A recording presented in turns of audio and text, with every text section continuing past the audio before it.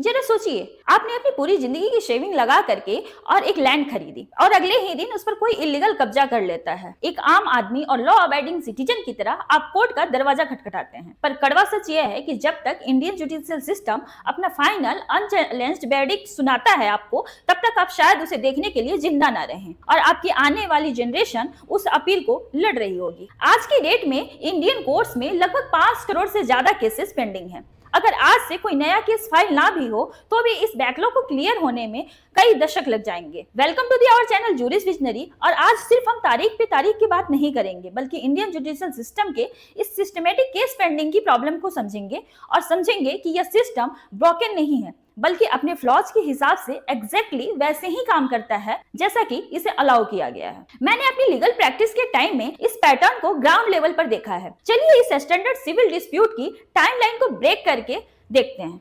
आपने एक suit file किया, पहला स्टेप अपोजिट पार्टी को सम्मन भेजना। इसी में महीनों लग जाते हैं क्योंकि डिफेंडेंट डेलिबरेटली इसे अवॉइड करते हैं। जब वो आखिरकार अपीयर होते हैं तो लॉ उन्हें रिटन स्टेटमेंट फाइल करने का टाइम देता है। फिर आती है इशू फ्रेमिंग और एविडेंस की स्टेज।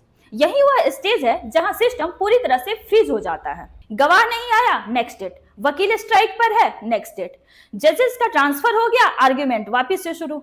जो केसेस आइडियली कंडीशन में 6 मंथ्स में सॉल्व होने चाहिए, वो 6, 10 या 15 इयर्स तक खिंच जाते हैं। पर इसका जिम्मेदार कौन है? क्या सिर्फ एडजमेंट मांगने वाले लॉयर्स? नहीं। स्ट्रक्चरल डेटा के अकॉर्डिंग इंडिया में पर मिलियन पॉपुलेशन पर रफली 21 जजेस हैं, जबकि लॉ कमीशन ने इसे फंक्शनल डेमोक्रेसी के लिए कम से कम 50 रिकमेंडेड किए थे। और अगर हम स्टेट लेवल डेटा एनालाइज करें तो क्राइसिस और भी क्लियर हो जाता है। बिहार सबऑर्डिनेट जुडिशरी का ही एग्जांपल ले लीजिए, जहां का इंफ्रास्ट्रक्चर शॉकिंग है। यूथ जजेस वैकेंसीज, कोर्ट रूम में बेसिक डिजिटलाइजेशन की कमी और सपोर्ट स्टाफ का शॉर्टेज।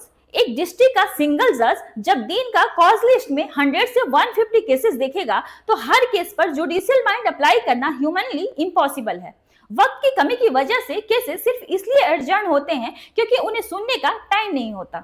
ये डिले इन जस्टिस का एक सेकेंडरी मार्केट क्रिएट करता है। जब प्रॉपर्टी डिस्प्यूट सॉल्व करने में 20 साल लग जाते हैं तो आम आदमी मजबूर होकर लैंड माफिया के साथ आउट ऑफ कोर्ट सेटलमेंट कर लेता है। और जस्टिस डिलेड सिर्फ जस्टिस डिनाइड नहीं, ये ताकतवर लोगों का एक हथियार है जिससे कि वो कमजोर को थका देते हैं। कोर्ट को सिर्फ नए कानून नहीं बल्कि modern management, double judicial strength और एडजमेंट्स पर स्ट्राइक कैपिंग करने की जरूरत है। अगर आप उन लॉज को डीपली समझना चाहते हैं जो कि आपकी डेली लाइफ में कुछ अफेक्ट करते हैं और उनके पीछे की रियलिटी को जानना चाहते हैं, तो चैनल को सब्सक्राइब जरूर करें। मिलते हैं नेक्स्ट वीडियो में।